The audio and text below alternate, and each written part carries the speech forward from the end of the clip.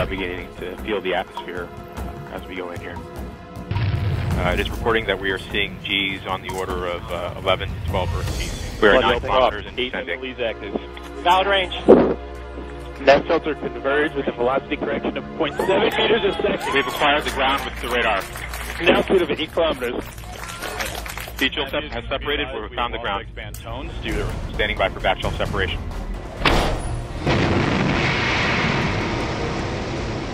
We are in powered flight.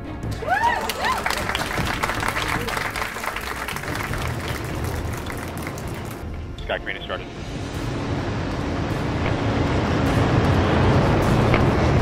Signal to us, you remain strong. The Mars rover, Curiosity, is the latest in a long line of missions to Mars. Touchdown confirmed. We're safe on Mars.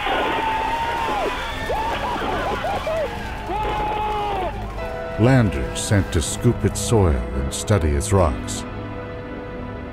Orbiters sent to map its valleys and ridges. They are all asking the same question.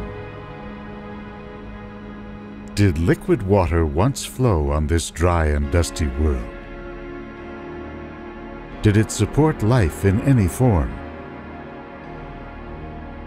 And are there remnants left to find?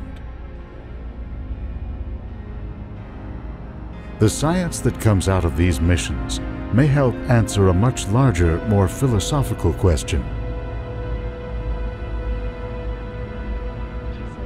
Is our planet Earth the norm in a galaxy run through with life-bearing planets? Or is Earth a rare gem with a unique makeup and history that allowed it to give rise to living things? On Mars, Curiosity has spotted pebbles and other rocks commonly associated with flowing water.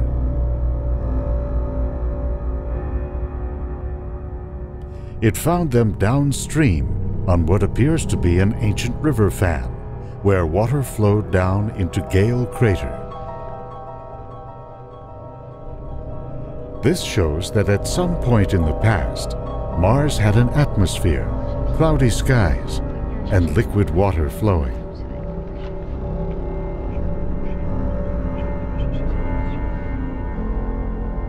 So what could have turned it into the desolate world we know today?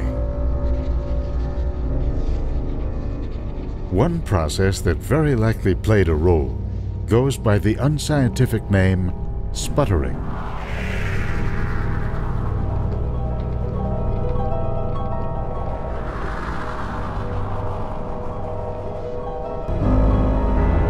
Like the other planets in our solar system, Mars is lashed by high-energy photons from the Sun. When one of these photons enters the atmosphere of a planet, it can crash into a molecule, knocking loose an electron and turning it into an ion.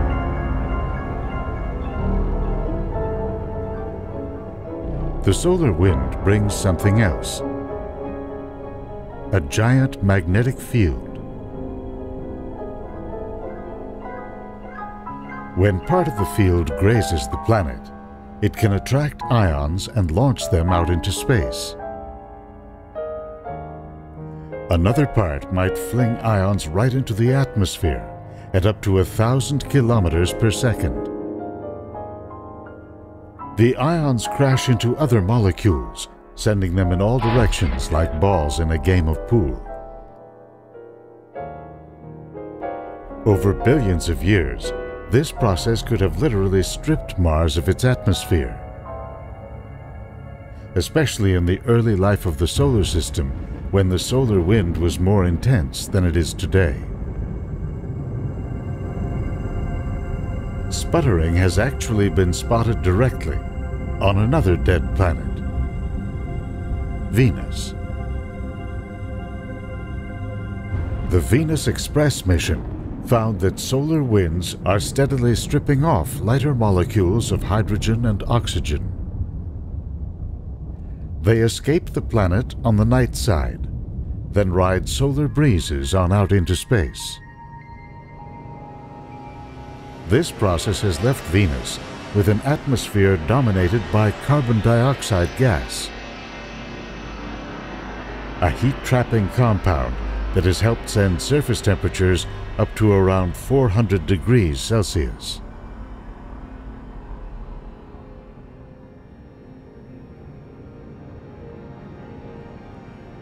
The loss of Venus's atmosphere likely took place over millions of years, especially during solar outbursts known as coronal mass ejections. If these massive blast waves stripped Venus and Mars of an atmosphere capable of supporting life, how did Earth avoid the same grim fate? We can see the answer as the solar storm approaches Earth.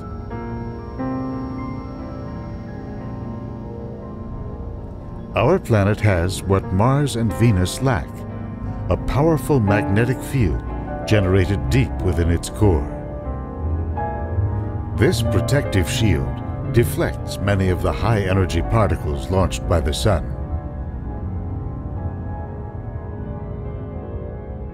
In fact, that's just our first line of defense. Much of the solar energy that gets through is reflected back into space by clouds, ice, and snow. The energy that Earth absorbs is just enough to power a remarkable planetary engine, the climate.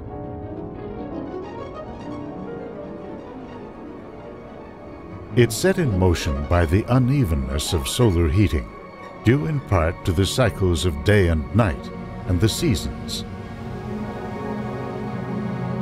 That causes warm tropical winds to blow toward the poles and cold polar air toward the equator.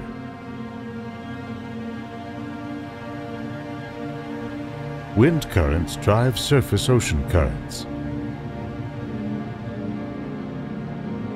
This computer simulation shows the Gulf Stream winding its way along the coast of North America.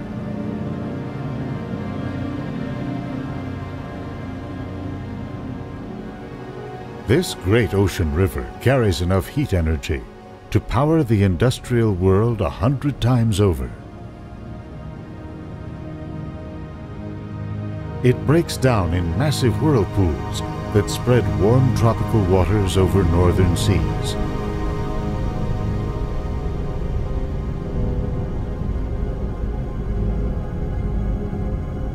Below the surface, they mix with cold, deep currents that swirl around undersea ledges and mountains.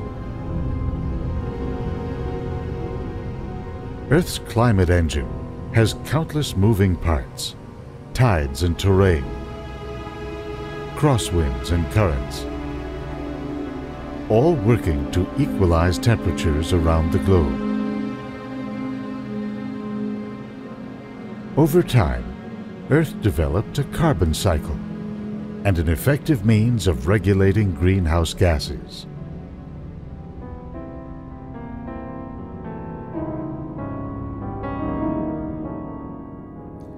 In our galaxy, are stillborn worlds like Mars the norm?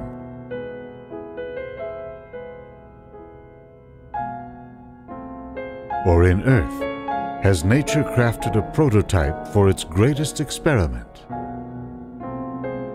Life.